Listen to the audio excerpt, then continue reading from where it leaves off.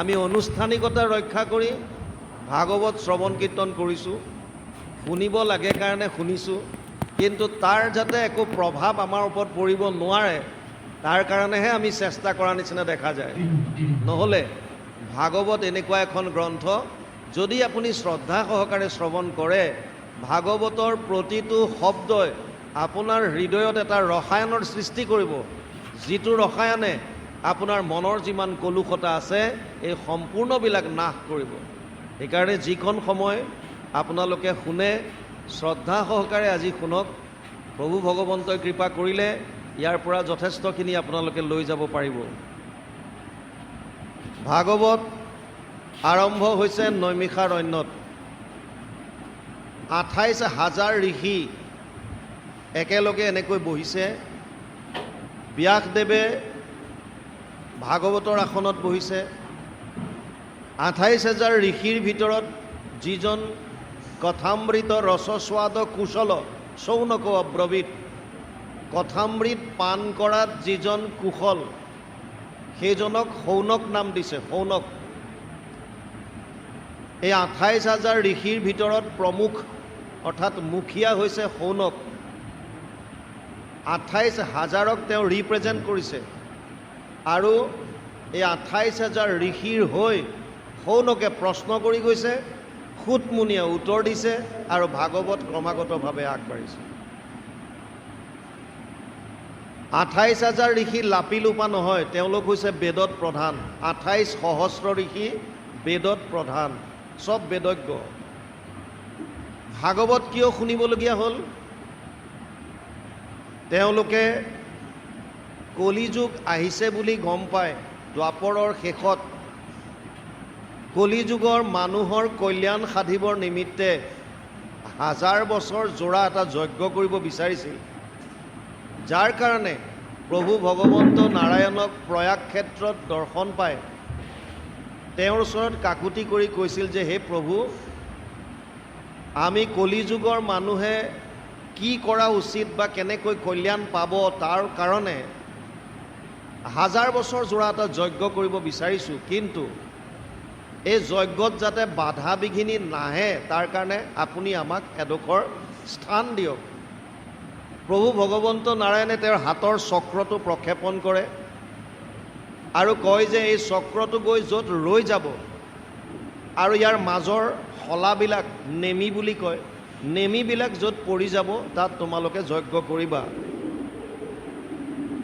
ঋষিসকল প্ৰভু ভগৱন্তৰ চক্ৰৰ লগত যায়। চক্ৰটো এখন বিশাল অৰণ্যৰ মাজত এটুকুৰা স্থানত গৈ ৰৈ যায়, নেমিবিলাক পৰি যায়। যিখন জেগাত নেমিবিলাক পৰি গৈছিল সেই জেগাখনকে নৈমিষ বুলি কৈছে। অৰণ্যৰ মাজত পৰাৰ কাৰণে অৰণ্যটো যোগ কৰি নৈমিষ প্লাছ অৰণ্য নৈমিষাৰণ্য বুলি কোৱা হৈছিল। এক শ্ৰেণীৰ ভকতৰ মতে নৈমিষ শব্দটোৰ আচল অৰ্থ হৈছে এটা চকুৰ পলক। আমি চকুটো জপাই থাকোঁ মাজে মাজে, এনেকৈ পলক মাৰোঁতে যিকণ সময় লাগে সেইকণক এক নৈমিষ বুলি কয়। এই ভগৱানৰ চক্ৰটো যেতিয়া পঠাই দিছিল, ই এক নিমিষত গৈ য'ত পৰিছিল সেই জেগাকণকে নৈমিষাৰণ্য হৈছে বুলি কৈছে। তাত 28,000 ঋষিয়ে যজ্ঞ কৰিলে 1000 বছৰ, কিন্তু তেওঁলোকে কোনো ভাল ফল তাৰ পৰা নাপালে। সেইকাৰণে শৌনকে প্ৰশ্ন কৰিছে এতিয়া, শৌনক বদতি শুনা সুত মহামানী, পৰম পাতকী কলি পাইলে হেন জানি, আৰম্ভিলো যজ্ঞ 80 সহস্ৰ বছৰ, হোমধূমে ধূম্ৰবৰ্ণ ভৈলা কলেবৰ, যিটো কৰ্ম কৰোৱাত নাহিকে বিশ্বাস, আপোনাৰ আয়ুস কৰিলো ব্যৰ্থে না। শৌনকে কৈছে সূতমুনিক, কলিযুগৰ মানুহৰ কল্যাণ সাধিবৰ কাৰণে আমি 1000 বছৰ জোৰা এটা যজ্ঞ কৰিলোঁ।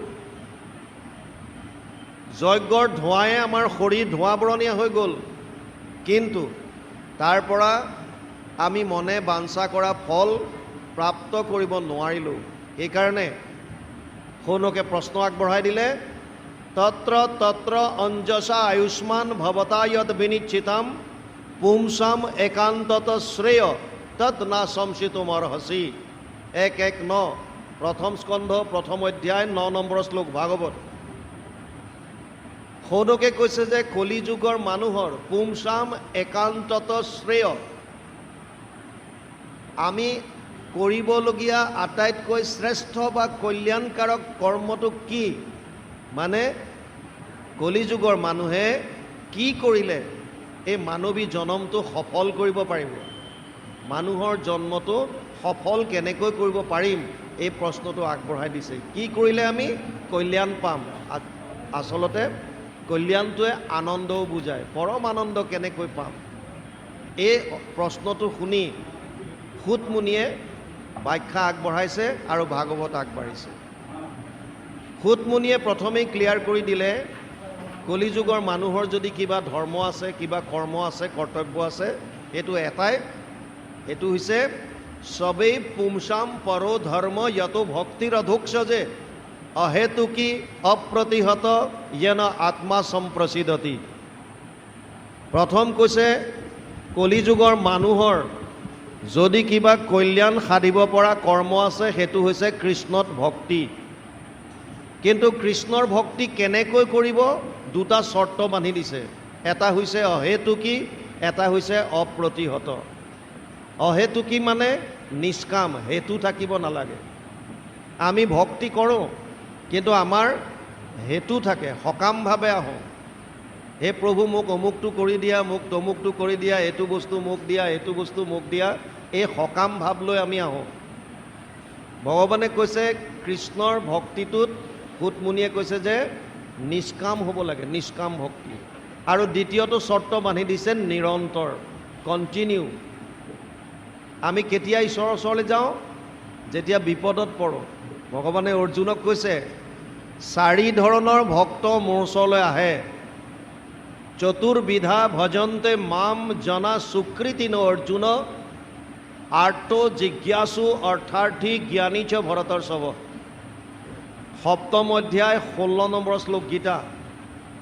তাত কৈছে হে অৰ্জুন, 4 ধৰণৰ ভকত মোৰ ওচৰলৈ আহে। তাৰে এবিধ হৈছে আৰ্ত। আৰ্ত মানে বিপদত পৰি, আৰ্তনাদ কৰা বুলি যি কয়, বিপদত পৰি কৃষ্ণৰ ওচৰলৈ আহে। এবিধ হৈছে জিজ্ঞাসু, যোনে জানিবলৈ ইচ্ছা কৰে মই কোন, ক'ৰ পৰা আহিলোঁ, কি কৰা উচিত, ক'লৈ যাম। এবিধ হৈছে অৰ্থাৰ্থী, কেৱল ধন টকা পইচা সম্পত্তি ইত্যাদি ইত্যাদি সকাম ভাৱ লৈ। আৰু এবিধ হৈছে জ্ঞানী, দেৱৰ্ষি নাৰদ সনক সনন্দৰ নিচিনা। তেওঁলোকে জানে যে আমি কি কৰা উচিত, জীৱৰ কল্যাণ ক'ত আছে, এই কথাটো জানি লৈ কৃষ্ণক ভক্তি কৰে। গতিকে 4 বিধ ভকত আছে। সূত মুনিয়ে কৈছে নিষ্কামভাৱে কণ্টিনিউ, নিৰন্তৰ ভগৱানৰ কৃষ্ণত শৰণ লৈ যদি তেওঁৰ ভক্তি কৰা হয় তেতিয়া কলিযুগৰ মানুহে পৰম কল্যাণ সাধিব পাৰিব। ভাগৱত মূল গ্ৰন্থখন সংস্কৃতত আছে। ইয়াত 12টা স্কন্ধ আছে, 335টা অধ্যায় আছে, 5,96,000 শব্দ আছে আৰু 10টা লক্ষণ। অত্ৰ স্বৰ্গ বিসৰ্গস স্থানম পোষণম উতয় মনন্তৰ এশ অনুকথা নিৰোধ মুক্তি আশ্ৰয়। 10টা লক্ষণ ভাগৱতত আছে। 3য় স্কন্ধৰ পৰা লক্ষণসমূহ আৰম্ভ হৈছে। কোন স্কন্ধত কি আছে এই লক্ষণকেইটা যদি আপোনালোকে ভালদৰে বুজে ভাগৱতৰ সাৰাংশ আপোনালোকে গম পাই যাব। প্ৰথম আৰু দ্বিতীয় স্কন্ধটোক পাতনি জাষ্ট, 3য়ৰ পৰা মূল লক্ষণ আৰম্ভ হৈছে। 3য় স্কন্ধত আছে সৰ্গ। সৰ্গ মানে আদি সৃষ্টি। এই সংসাৰখন কেনেকৈ সৃষ্টি হ'ল তাৰ বিষয়ে জানিবৰ কাৰণে 3য় স্কন্ধ অধ্যয়ন কৰিব লাগিব। ব্ৰহ্মাৰ দ্বাৰা কেনেকৈ এই সৃষ্টি কাৰ্য বঢ়ালে সেয়া জানিবলৈ হ'লে, ছেকেণ্ডেৰী সৃষ্টি জানিবলৈ হ'লে 4ৰ্থ স্কন্ধ বিসৰ্গ। 5ম স্কন্ধত আছে স্থান। ইয়াত বিভিন্ন গ্ৰহ নক্ষত্ৰ, মেইনলি ভূগোল আৰু খগোলৰ বিষয়ে এই গোটেইখিনি গম পাব 5ম স্কন্ধত। 6ঠত আছে পোষণ। প্ৰভু ভগৱন্তই জীৱসমূহক কেনেকৈ পোষণ কৰে তাৰ কাৰণে চিত্ৰকেতু উপাখ্যান, বৃত্তাসুৰ বধ, অজামিল উপাখ্যান বিভিন্ন কাহিনীৰ দ্বাৰা ব্যাখ্যা কৰিছে।